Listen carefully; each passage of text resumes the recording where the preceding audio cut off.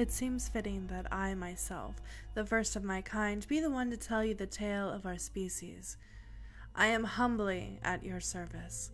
Whenever the need should arise, I would be happy to accommodate you. My name is Terror. I have lived on the planet Earth since the beginning of time, born of the first deep emotions to bloom over the Garden of Eden as God banished Adam and Eve. As far as I am concerned, O distinguished reader, they had it coming to them. They were given such freedoms, and with the temptation of a simple apple and a serpent that, mind you, happens to be a very good friend of mine, they tossed this unending charity away like the rotten core of the fruit that they tasted. I reveled in my birth. The stimulation of my grip on the human body was pleasurable and intoxicating. I knew in my newfound environment that I could do much to wreak havoc upon this new species. It would be satisfying to explore the many forms I could bear myself out from their frail consciousness. Such feasting! I thought that my appetite would never be sated as each new discovery they witnessed brought me leaping to the surface. My maw gaping and salivating, their icy sweat dribbling from the corners of my mouth. So I drank and drank, my belly nearly bursting by the time of the great rains, and after it was through, a virgin world was born and new terrors plumed. Ripe again for the uncontaminated human race, we were primed to wallow in their surging adrenaline. As the earth slowly flourished with the human population, likewise did my own brethren multiply. We branched out, our entities taking the minutest of possibilities to manipulate ourselves into a position of importance. Wars, battles, and murder were a favorite, and the race never ceased to provide an undying supply of those. Their bloodlust fueled by our gentle proddings, the acts of violence kept us humming like one of their well-oiled killing machines. But even before such modern contraptions reigned, the human being itself could bring themselves to such heinous crimes. Arenas were devoted in honor of my glory, and I blindly took center stage in each victim's pounding heart.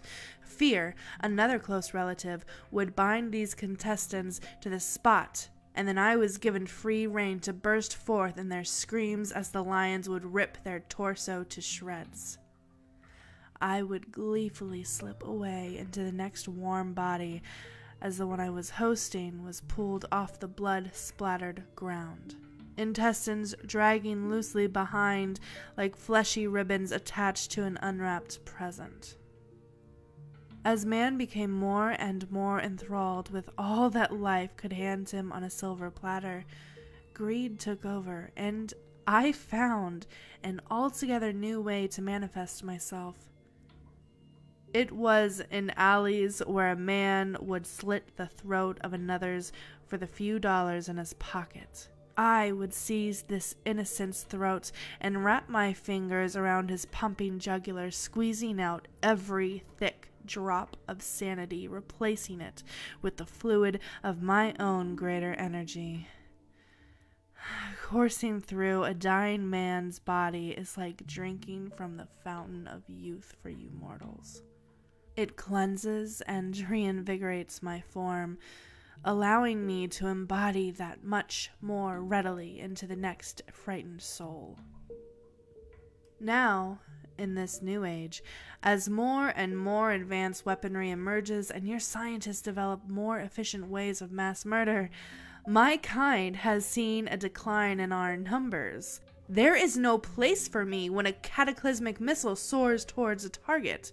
No knowledge of an impending death makes me obsolete in your world.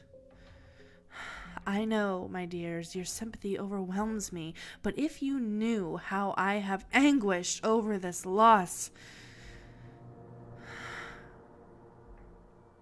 Your movies and television have created a parameter that allows horrifying images to be displayed at whim. People can watch these creations, some real, some not, daily on their television sets while chewing the fat off the simmered Sunday pot roast, or while tossing back handful after handful of gooey popcorn at the local movie house. And now it's in, what do you call it? Yes, widescreen. And as if to add insult to injury, even more graphic pictures can be picked up in reading material that caters to my very soul, the meat of my beating chamber, and spills forth the deadliest of scenes in gray, obscene text. What is a poor terror to do? As you humans become more and more apathetic to the very things that should make my kind wag our black tails in glee, you slowly but surely run a blade through our spines, skewering us for all to witness as a feeling from a bygone age. But take heart, my sweets. I have discovered a new form to appear within. It's a low-lying terror.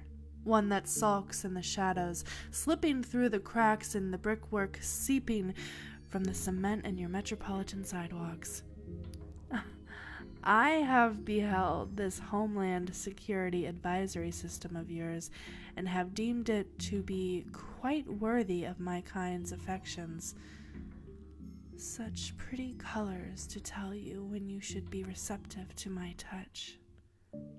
Green. Not my favorite color. You are far too at peace for my tastes. Blue. Now I'm interested. The possibility that it may rise has me alerting my ranks. Yellow. Our dark hearts beat faster now, bellies growling for the feast. Orange. Mouths open and poised to feed, our hackles raised, bristling with anticipation. Red. Let the frenzy begin. Now mind you, kind reader, do not think me ghoulish.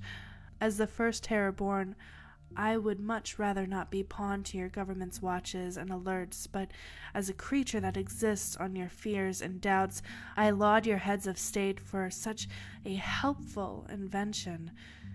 It has been keeping my kind from starving. So now that I have given you some insight into the nature of the beast, you need not be worried anymore.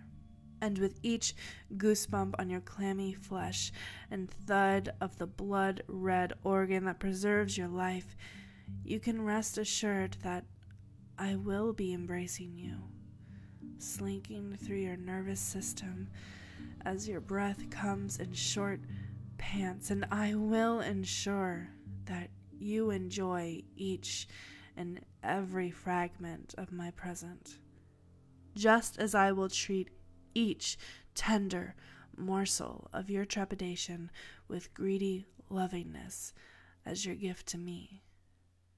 Terror.